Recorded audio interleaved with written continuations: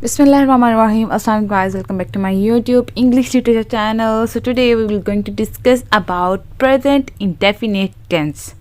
Present indefinite tenses के बारे में बात करेंगे as well as present indefinite की जितनी सब types हैं उसके बारे में भी बात करेंगे. So we had summarized all introduction of tenses in our previous video. So you can check it out. The link of that video in our description box. Had already discussed about what is tenses and their types as well as their subtypes also. So now again we'll discuss a little information about tenses. Today we will learn tense because it is very important to know tense when learning English. Many people are afraid of tenses because they think tenses is very difficult. There is no reason to be afraid of tenses. Tense can be learned very easily. I will try to teach you tense through small examples so that you can easily understand or learn tense. You have to learn tense to speak English, and if you know tense, you can easily speak English. So without wasting any time, let's get started. Firstly we should know that what is tense. Tense होते क्या हैं? Tense मैंने last previous जो हमारी video है उसमें भी मैंने ब्रीफली डिटेल में आपको बताया है कि टेंस होते क्या हैं. आप वहाँ पे जाके चेक कर सकते हैं अगर आप ब्रीफली जानना चाहते हैं डिटेल के साथ कि टेंस होते क्या हैं और ये हमारी डेली लाइफ में डेली रूटीन में किस तरह रोल प्ले करते हैं. सो टेंस जो होते हैं ना ये टाइम को और वर्क को दिखाते हैं कि कौन सा काम किस टाइम में या किस एरा में या किस पीरियड में हो रहा है वो टेंसेस कहलाते हैं. I am not going deeply because I had already uploaded this video in our previous lecture so you can check it out. So अब हम बात करते हैं टेंसेस के पार्ट्स के बारे में. टेंसेस को 3 पार्ट्स में डिवाइड कर दिया गया है. 3 एरा में 3 पीरियड्स में टाइम डिवाइड कर दिया गया है. वो है past, present and future. Main types हैं पास्ट, प्रेजेंट एंड फ्यूचर. इसको भी सब टाइप्स में डिवाइड कर दिया गया है. वो कौन सी टाइप्स हैं? Indefinite tense, continue tense, perfect tense and perfect continuous tense. Hope आपको मेन पार्ट्स और उसकी सब पार्ट्स यानी कि मेन टाइप्स कौन कौन सी हैं टेंस की? 3 टाइप्स हैं, प्रेजेंट, फ्यूचर एंड पास्ट. और इसकी सब टाइप्स कौन कौन सी हैं? वही indefinite tense, past continue tense as well as perfect tense and last one perfect continue tense. आज हम इन सब के बारे में बात नहीं करेंगे क्योंकि इनकी जो कीवर्ड्स हैं, हेल्पिंग वर्ब्स हैं, इनकी तमाम डिटेल्ड इन्फॉर्मेशन मैंने लास्ट वीडियो में प्रीवियस वीडियो में अपलोड कर दी है. You can check it out. Now हम बात करने वाले हैं what is present indefinite tense. जानने से पहले हमें ये जानना होगा कि प्रेजेंट टेंस होते क्या हैं. प्रेजेंट टेंस ऐसा काम जो कि मौजूदा टाइम में प्रेजेंट टाइम में हो रहा हो वो प्रेजेंट टेंस कहलाएगा. ठीक है, हमने पहले ऑलरेडी पढ़ चुके हैं कि टेंस का ताल्लुक वर्क और टाइम के साथ है. ऐसा वर्क जो कि प्रेजेंट टाइम में या मौजूदा दौर में हो रहा हो वो प्रेजेंट टेंस कहलाएगा. According to English grammar present tense को 4 पार्ट्स में 4 सब टाइप्स में डिवाइड कर दिया गया है. जैसे कि हम पढ़ चुके हैं. इसमें है present indefinite tense, present continue tense, present perfect tense as well as the last one is present perfect continue tense. This all tenses are very easy. अगर ये लास्ट वाला जो टेंस है प्रेजेंट परफेक्ट कंटिन्यू टेंस, अगर आपने present continue tense as well as present perfect continue tense पे grip हासिल कर ली है then it's very easy for you. ये टेंस सीखना आपके लिए नहायत ही आसान अमल होगा अगर आपने परफेक्ट टेंस और प्रेजेंट कंटिन्यू टेंस जो है वो सीख चुके हैं. आज हम सिंपली प्रेजेंट इंडेफिनिट टेंस के बारे में बात करेंगे. जी what is present indefinite tense. Present indefinite होता क्या है?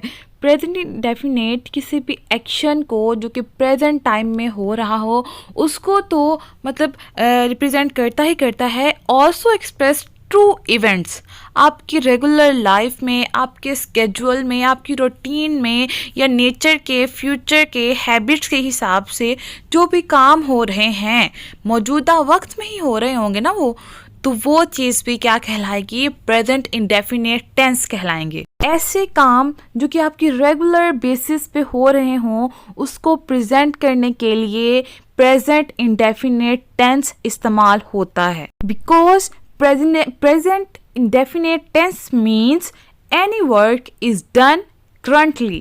Let's take some examples. She goes to school every day. यानी कि वो पंक्चुअली स्कूल जाती है, रेगुलरली स्कूल जाती है। फिर उसके बाद प्रेजेंट इंडेफिनिट में और भी तो बहुत सारे एग्जाम्पल्स आ जाती हैं, जैसे कि वो मुझे जानता है, यानी कि ये रेगुलर हैबिट है ना। The sun rises in the east, ठीक है, ये नेचुरल ट्रुथ है। फिर उसके बाद the earth moves around the sun, ये भी एक यूनिवर्सल ट्रुथ है। I read 8 hours a day, ये भी आप हैबिट बता रहे हैं कि मैं एक दिन में 8 घंटे पढ़ता हूँ। आई ईट राइस, मैं चावल खाता हूँ, ये आप अपनी हैबिट या रूटीन बता रहे हैं। आई गो टू स्कूल, मैं स्कूल जाता हूँ, ये भी आप अपनी रूटीन बता रहे हैं। ये सम एग्जाम्पल्स हैं ऑफ प्रेजेंट इंडेफिनिट टेंस की। फिर यहाँ पे प्रेजेंट इंडेफिनिट टेंस किसी को विश देने के लिए, करने के लिए या प्रे करने के लिए भी यूज़ होता है। For example, I wish you all success, यानी कि मैं दुआ करता हूँ कि तुम तमाम जो है वो कामयाब हो जाओ। तो ये भी जो है एक डेली रूटीन में, एक नेचुरल हैबिट में, रेगुलर जो हमारी एवरीडे लाइफ है उसमें मतलब यूज़ होती है। तो इस वजह से हम इस विशेस को या प्रेयर्स को डिफाइन करने के लिए या बताने के लिए, कहने के लिए प्रेजेंट इंडेफिनिट का इस्तेमाल करते हैं। जी, अब हम बात करते हैं प्रेजेंट इंडेफिनिट टेंसेस को जानने के लिए सबसे मोस्ट इम्पॉर्टेंट जो चीज़ है, आपको पर्सन को जानना पड़ेगा। Person mean first person, second person और थर्ड पर्सन, कि किस वे में, किस सब्जेक्ट में के साथ बात हो रही है, उस हिसाब से हम टेंसेस बनाते हैं in present indefinite tense. Obviously बाकी टेंसेस के में भी यही रूल है। सबसे पहले हम देखते हैं फर्स्ट पर्सन कौन से होते हैं। I, we. Second person you, your.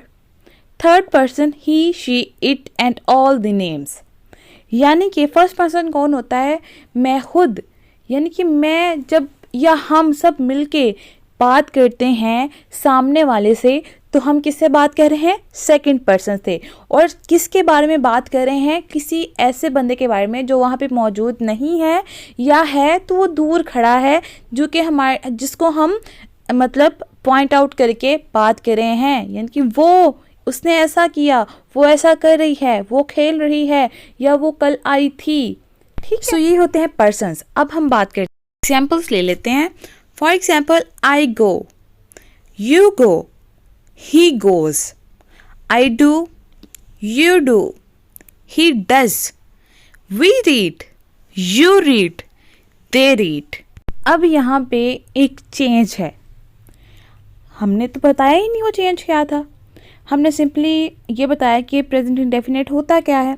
अब यहाँ पे तो एक प्रॉब्लम आ गई, सबके साथ तो सिंपल ही, I do, they do, we do लगा, ये ही के साथ गोज और डज क्यों लगा? अब यहाँ ये जानने के लिए हमने आपको पर्सन्स का इंट्रोडक्शन करवाया था कि सब्जेक्ट अगर थर्ड पर्सन होता है, वो भी सिंगुलर, तो उसके साथ ई, एस या एस का इजाफा होता है। ई, एस या एस उस सब्जेक्ट के मेन वर्ब के साथ ज़रूर लगता है उस टेंस में। अब हम एक और एग्जाम्पल ले लेते हैं। जैसे हमने लास्ट टाइम में पढ़ा, दे रीड, दे ईट। ठीक है, अब दे भी तो थर्ड पर्सन है ना, यानी वो भी तो प्रेजेंट यहाँ पे नहीं है, मौजूद तो नहीं है।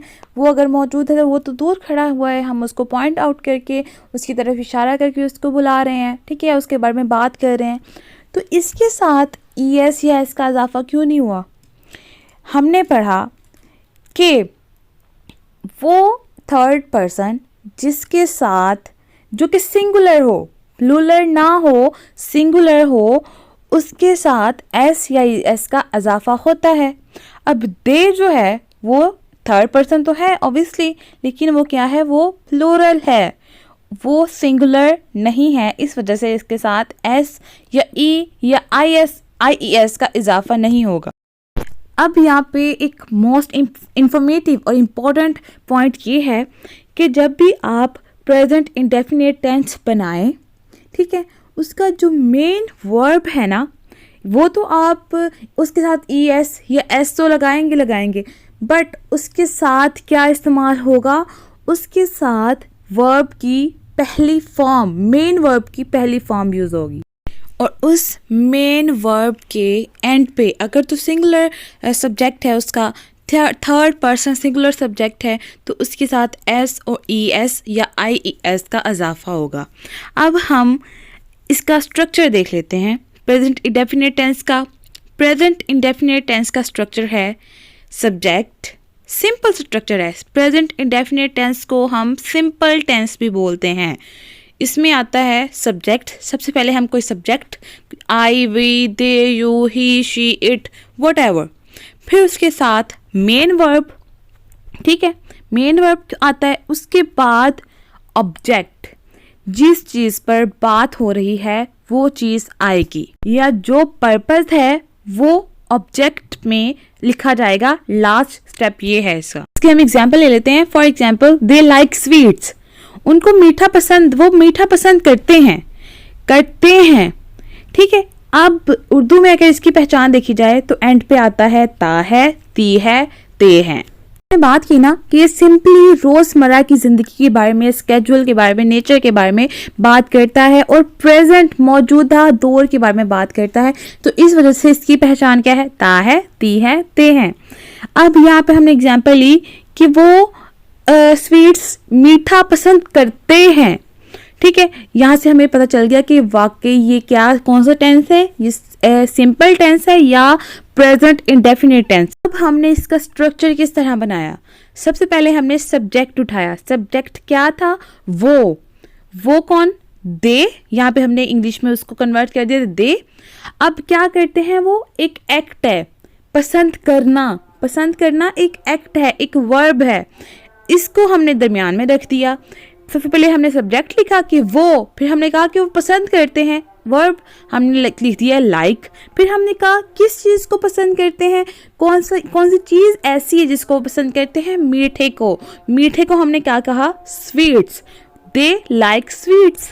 सब्जेक्ट कहते हैं कोई काम करने वाला, कोई इंसान या कोई चीज़ जो काम कर रही हो। वर्ब कहते हैं कि जो काम किया जा रहा हो, ठीक है। ऑब्जेक्ट कहते हैं जिस चीज़ पर काम किया जा रहा हो, जिस चीज़ को काम करने के लिए इस्तेमाल किया जा रहा हो या कोई मकसद हो। अब हम प्रेजेंट इंडेफिनिट टेंस के सब टाइप्स पढ़ते हैं। फर्स्टली हम पढ़ते हैं सिंपल और अफर्मेटिव टेंस, यानी कि ऐसे टेंसेस जो कि पॉजिटिव वे में बताए जा रहे हों, पॉजिटिव वे के अंदर जो एक्सप्लेन किए जा रहे हों या पॉजिटिव टेंसेस हों, उनको हम क्या कहते हैं, सिंपल और अफर्मेटिव सेंटेंसेस। इसका स्ट्रक्चर भी वैसा ही है, same, subject plus verb plus object. Subject mostly start में लिखा जाता है क्योंकि इसका स्ट्रक्चर ही ये है। देन उसके पास first form of verb, main verb की फर्स्ट फॉर्म लगती है, फिर उसके बाद उस वर्ब के साथ अगर सब्जेक्ट सिंगुलर थर्ड पर्सन है तो ई एस, एस या आई ई एस का इजाफा किया जाता है, फिर एंड में ऑब्जेक्ट को पुट कर दिया जाता है। This brief structure of simple और affirmative sentence of present indefinite tense. For example, I write a letter, मैं एक खत लिखता हूँ या मैं खत लिखता हूँ। सबसे पहले हमने क्या पुट किया, सब्जेक्ट को आई, फिर उसके बाद क्या पुट किया, वर्ब को।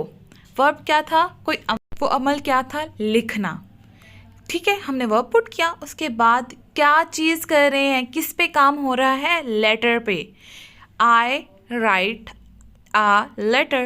लेकिन एग्जाम्पल इसी के ले लेते हैं, शी राइट्स अ लेटर, ठीक है, सबसे पहले हमने क्या पुट किया, सब्जेक्ट। सब्जेक्ट क्या था, शी क्या है, थर्ड पर्सन है और सिंगुलर पर्सन है। ठीक है, शी राइट, वर्ब क्या है इसका, राइट। अब हमने असूल पढ़ा था कि जो सिंगुलर थर्ड पर्सन होता है उसके साथ ES या S का इजाफा होता है, तो अब हमने यहाँ पे राइट के साथ ES पुट कर दिया और फिर उसके बाद लास्ट में क्या आता है, ऑब्जेक्ट। ऑब्जेक्ट क्या है, letter. She writes a letter. अब हम यहाँ पे एग्जाम्पल्स ले लेते हैं। There are lot of examples like he goes to market, वो मार्केट जाता है। यहाँ पे समझ आ गई हमें कि यहाँ पे ये पक्का प्रेजेंट इंडेफिनिट टेंस है। अब वो है, थर्ड पर्सन है और सिंगुलर है, यहाँ पे यूज़ होना है एज या ES का। हमने क्या पुट कर दिया, सिंपली सब्जेक्ट क्या है हमारा, थर्ड पर्सन ही, फिर उसके साथ वर्ब के साथ अगर हमने उसूल पढ़ा है तो हमें पता चल जाता है कि यहाँ पे S या ES का इजाफा होना है। फिर वो कहाँ पे जाता है, वो क्या काम कर रहा है, मार्केट जा रहा है। ठीक है, मार्केट जाता है, तो उसके बाद हमने ऑब्जेक्ट क्या कर दिया, market. He goes to market. तो हम सेकेंड एग्जाम्पल लेते हैं, यू सिंग अ सॉन्ग, तुम गाना गाते हो। ठीक है, ये भी हमें पता चल गया प्रेजेंट इंडेफिनिट टेंस है।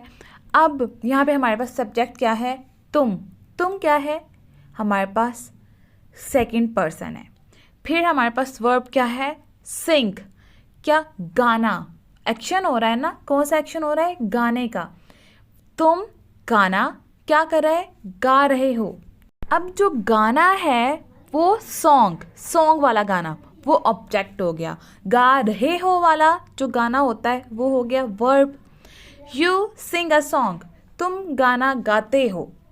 ES या S का इजाफा होगा, नहीं होगा, क्योंकि हमने पढ़ा है, ये रूल है कि ये सेकंड पर्सन है और फर्स्ट और सेकंड पर्सन के साथ S या ES का इजाफा नहीं होता। They play in the garden, वो बाग में खेलते हैं। ठीक है, सबसे पहले हमने क्या लिखा, दे क्या है, थर्ड पर्सन है, लेकिन ये प्लूरल है, सिंगुलर नहीं है, इस वजह से इसके साथ S या S का इजाफा नहीं होगा। चिल्ड्रन लाइक स्वीट्स, ये नेचुरल सी बात है, ये हैबिचुअल बात है कि चिल्ड्रंस को मीठा पसंद होता है। ठीक है, चिल्ड्रंस मीठा पसंद करते हैं। ये सिंपल इंडेफिनेट या प्रेजेंट इंडेफिनेट टेंस है और उसके साथ साथ ये क्या, कौन सा टेंस है, ये अफर्मेटिव टेंस है, पॉजिटिव वे वाला टेंस है कि चिल्ड्रंस जो है वो मीठा पसंद करते हैं। अब हमारा सब्जेक्ट क्या है, बच्चे, चिल्ड्रन हमारा सब्जेक्ट है। उसके बाद हमारा वर्ब क्या है, पसंद करना। ठीक है, पसंद करना एक्ट है ना हमारा, हमने उसको वर्ब में लिख दिया। फिर उसके बाद वो किस चीज़ को पसंद कर रहे हैं, वो मीठे को पसंद कर रहे हैं, सो हमने उसके बाद ऑब्जेक्ट पुट कर दिया, चिल्ड्रन लाइक स्वीट्स। ये थे हमारे पॉजिटिव सेंटेंसेस। अब हम नेगेटिव सेंटेंसेस के बारे में बात करते हैं। नेगेटिव सेंटेंसेस या नेगेटिव प्रेजेंट इंडेफिनिट सेंटेंसेस होते क्या हैं। To create a negative sentence you need to use not with do और डज। अब हमने यहाँ पे नेगेटिव सेंटेंसेस में हेल्पिंग वर्ब और मेन वर्ब दोनों का इस्तेमाल करना है। अब इसका स्ट्रक्चर पढ़ लेते हैं। स्ट्रक्चर है, सबसे पहले इसमें सब्जेक्ट आएगा, फिर उसके बाद डू और डज पुट होगा सब्जेक्ट के लिहाज से, फिर उसके बाद नॉट आएगा, फिर मेन वर्ब आएगा और उसके बाद ऑब्जेक्ट आएगा। अब इस टेंसेस में हमने मेन वर्ब के साथ S या S का इजाफा नहीं करना, इसमें हमने हेल्पिंग वर्ब के साथ ही S या S का इजाफा सब्जेक्ट को देखते हुए कर लेना है। क्वेश्चन अराइज होता है कि यहाँ पे हमने क्यों नहीं करना, क्योंकि ES या S वहाँ पुट किया जाता है जो चीज़ सब्जेक्ट के फ़ौरन बाद आए या जो वर्ब सब्जेक्ट के फ़ौरन बाद आए उसके साथ हम S या ES का इजाफा करते हैं, और यहाँ पे सब्जेक्ट के फ़ौरन बाद हेल्पिंग वर्ब आ रहा है, डेट्स वाई हमने हेल्पिंग वर्ब के साथ S या ES का इजाफा करना है सब्जेक्ट को देखते हुए। For example, he doesn't write a letter. अब यहाँ पे ही जो है वो थर्ड पर्सन है, डेट्स वाई इसमें जो हेल्पिंग वर्ब है वो डू इस्तेमाल हो रहा है। अब थर्ड पर्सन है तो हमने एस या एस का इजाफा करना है, इसलिए हमने ही के साथ डज का इस्तेमाल कर लिया, डू के साथ एस या एस का इजाफा करना था, इस वजह से हमने ई एस का इजाफा कर लिया। अब डज के साथ एस का यूज़ क्यों नहीं हुआ?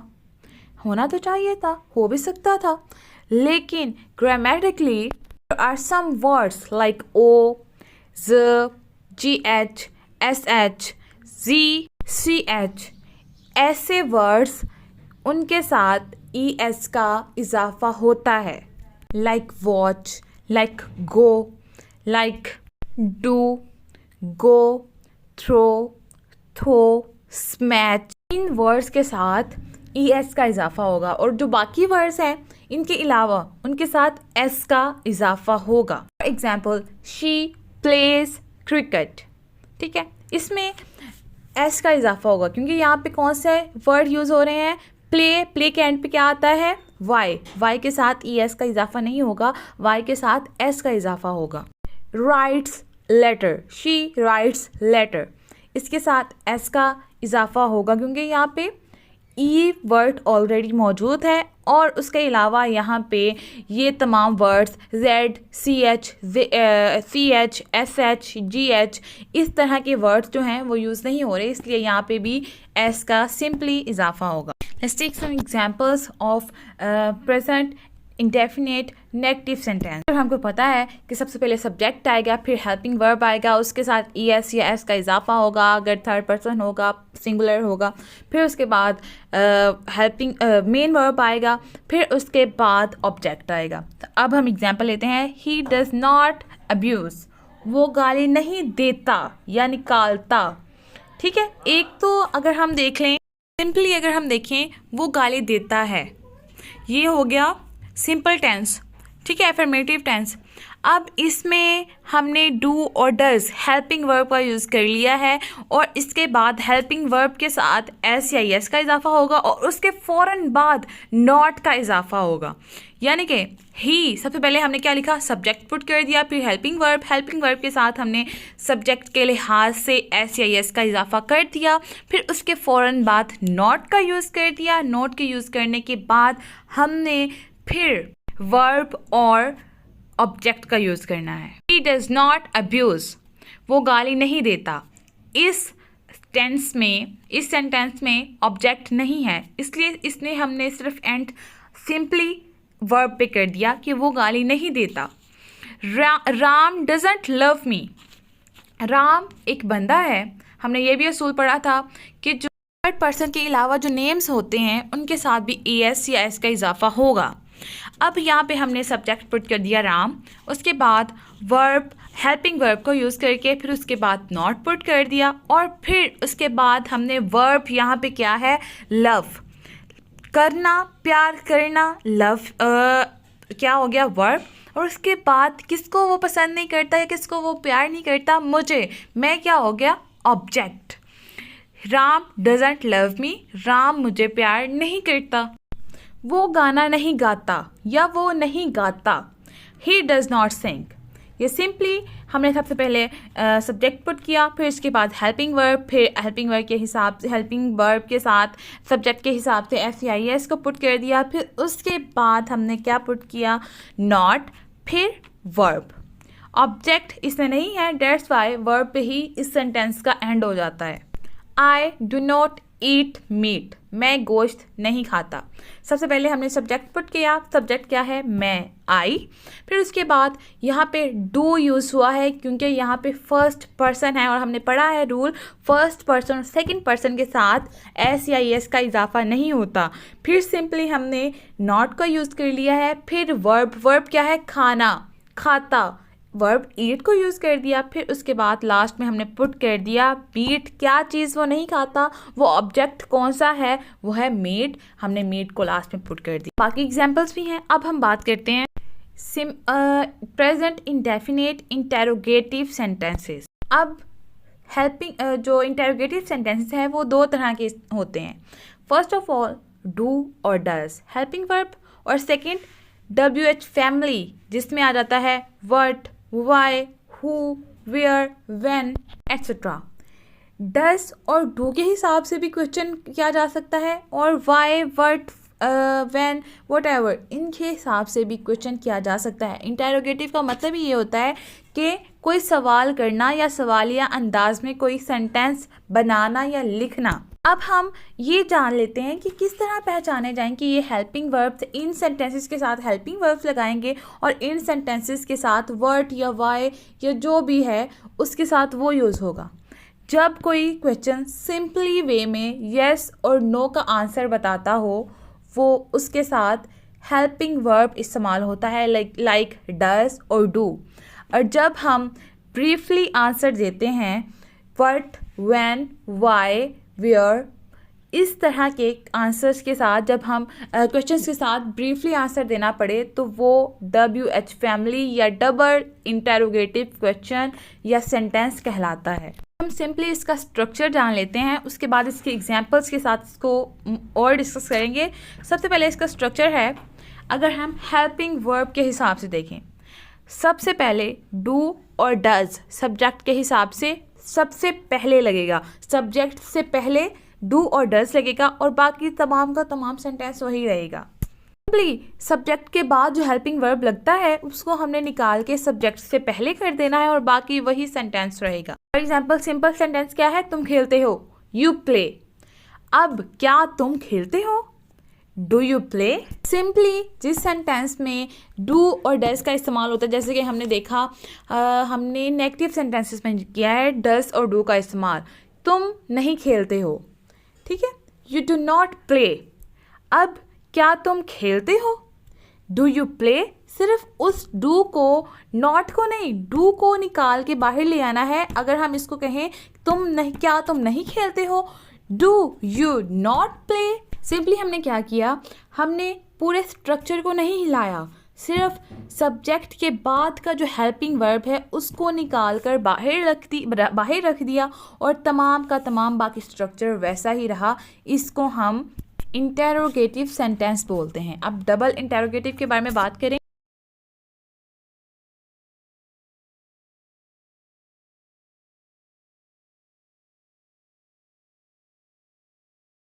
ऐसे सेंटेंसेस जिसका जवाब हमें डिटेल में देना पड़े, like where do you live.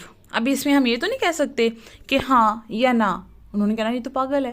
लेकिन अगर हम इसका ये जवाब दें कि हम भाई फ़लान जगह पे रहते हैं, इस गली में रहते हैं, इस शहर में रहते हैं, तो वो उसका ब्रीफ आंसर होगा। इसी तरह हम अगर क्वेश्चन हमें पूछा जाए वाई डू यू क्राई, कि तुम क्यों रो रहे हो, अगर इसमें इसका आंसर हाँ या ना में दे तो भी मतलब ब्रीफ आंसर नहीं हुआ, उसको तो उसके आंसर का, क्वेश्चन का आंसर मिला ही नहीं। उसने कहना ये तो पागल है, ये मैंने इससे क्वेश्चन कुछ किया, ये हाँ ना बोली जा रहा है। तो इसलिए इसका आंसर भी हमें ब्रीफली देना पड़ेगा कि रीज़न बताना पड़ेगा। ऐसा क्वेश्चन जिसका हमें वजह बतानी पड़े, जिस ब्रीफली आंसर देना पड़े, उसको हम क्या बोलेंगे, WH फैमिली या डबल इंटेरोगेटिव सेंटेंस बोल, प्रेजेंट इंडेफिनिट सेंटेंस बोलेंगे। इसका स्ट्रक्चर ये होगा, सिंपली हम क्या करेंगे, हमने रिप्लेस नहीं करना डू और डस के साथ वर्ट और WH फैमिली के किसी भी मेंबर को। हमने क्या करना है, सिंपली उस हेल्पिंग वर्ब से पहले हमने वर्ट WH फैमिली का कोई भी मेंबर उठा के रखते हैं। यानी कि सिंपली हमसे पूछा जाए क्या तुम रोते हो, तो हमने ये कहना है हाँ या ना में आंसर देना है, डू यू क्राई। लेकिन अगर हमें पूछा जाए कि तुम क्यों रोते हो, तो इसमें हमें क्या लिखेंगे, why do you cry. Do you cry के सिंपल हमने उससे पहले क्या लिख दिया, वाई, WH फैमिली का मेंबर रख दिया। उसके बाद हमने क्वेश्चन पूछा वाई डू यू क्राई। अब अगर हम सिंपली एग्जाम्पल लें हेल्पिंग वर्ब्स की या इंटेरोगेटिव सेंटेंसेस की जिसमें डू और डज का इस्तेमाल हो, तो हम देखते हैं डज ही राइट। सिंपली अगर हमसे उसने पूछा है कि क्या तुम लिखती हो, हम क्या कहेंगे, डज ही राइट, हाँ या ना का आंसर देंगे ना हम। फिर डू दे प्ले, क्या वो खेलते हैं, इसमें भी हाँ या ना का आंसर दिया जा सकता है। इस वजह से हमें यहाँ पे भी डू इस्तेमाल करना पड़ेगा। डज ही गो, क्या वो जाता है, इसमें भी हाँ या ना में आंसर देना पड़ेगा। इस वजह से हमने सेंटेंस के या सब्जेक्ट के हिसाब से हमने इसमें क्या पुट कर दिया, डू के साथ ई या ईएस या एस का इजाफा कर दिया। Do he speak English? Yes, he can speak English. Do you smoke? No, I do not. इसी तरह कुछ एग्जाम्पल्स ले लेते हैं WH फैमिलीज के वर्ड्स की या WH फैमिली या डबल इंटेरोगेटिव सेंटेंसेस की। इसमें इसका स्ट्रक्चर सिंपली सबसे पहले WH फैमिली का कोई भी मेंबर ऐड हो जाएगा, उसके बाद डू और डज, बल्कि सारा सिंपल हेल्पिंग वर्ब वाला जो इंटेरोगेटिव सेंटेंस है वो वैसे का वैसा ही रहेगा। यानी कि सबसे पहले डू आएगा, डज आएगा, फिर उसके बाद सब्जेक्ट, फिर वर्ब और फिर ऑब्जेक्ट। लेकिन डबल इंटेरोगेटिव सेंटेंस में डबल क्वेश्चन पूछा जाएगा, यानी कि पहले भी क्वेश्चन मार्क लगेगा, क्वेश्चन का एक वर्ड लगाया जाएगा, फिर हेल्पिंग वर्ब भी क्वेश्चन वाला लगाया जाएगा और बाकी सेंटेंस सिंपल रहेगा। Example, what does he do? वो क्या करता है? अब यहाँ पे सिंपली यस नो का आंसर नहीं बल्कि ब्रीफ आंसर दिया जाएगा। Who teach him? इसमें भी यस नो का आंसर नहीं बताया जाएगा, इसमें ब्रीफली बताया जाएगा कि उसको कौन पढ़ाता है। फिर व्हेन डज इट अराइव? वो कब यहाँ पे पहुँचते हैं? इसमें भी as it is does it arrive, क्या वो पहुँचते हैं? पहुँचता है। तो वो कब यहाँ पे पहुँचता है या ये कब यहाँ पे पहुँचता है। ठीक है, ये इसके साथ हमने क्या ऐड कर दिया, WH फैमिली का मेंबर ऐड कर दिया और बाकी का बाकी तमाम interrogative sentence as it is put कर दिया। अब हम सिंपल इंटेरोगेटिव के बारे में बात करते हैं इन नेगेटिव वे, यानी कि नेगेटिव इंटेरोगेटिव सेंटेंसेस की बात करते हैं। इसका स्ट्रक्चर एज इट इज़ वही रहेगा, सिंपल, लेकिन जो सब्जेक्ट के बाद डू या डज लगता था उसको हम सिंपली बाहर निकाल लाएंगे और बाकी वही, यानी कि डू और डज सबसे पहले, फिर सब्जेक्ट, फिर नॉट, फिर उसके बाद वर्ब और ऑब्जेक्ट के बाद क्वेश्चन मार्क, ये लाजमी है। For example, does he not sing a song? क्या वो गाना नहीं गाता है? तो इसका आंसर सिंपली यस और नो में होगा, लेकिन ये नेगेटिव इंटेरोगेटिव नेगेटिव सेंटेंस है। Do you help me? Do you not help me? क्या तुम मेरी मदद नहीं करते? तो इसका भी यस और नो में आंसर आता है। और इसके साथ भी क्या हुआ, सबसे पहले हमने क्या किया, हेल्पिंग वर्ब लगाया, फिर उसके बाद सब्जेक्ट, फिर उसके बाद नॉट, फिर वर्ब और फिर ऑब्जेक्ट और फिर question mark. Lot of example of interrogative negative sentences. फिर हम बात कर लेते हैं डबल इंटेरोगेटिव क्वेश्चन की, डबल इंटेरोगेटिव नेगेटिव सेंटेंसेस की। इसका क्वेश्चन वही एज इट इज़, वही इंटेरोगेटिव नेगेटिव सेंटेंस के सबसे पहले हमने WH फैमिली का एक वर्ड या मेंबर रख देना है। For example, when does he not go to Mumbai? कब वो मुंबई नहीं जाता?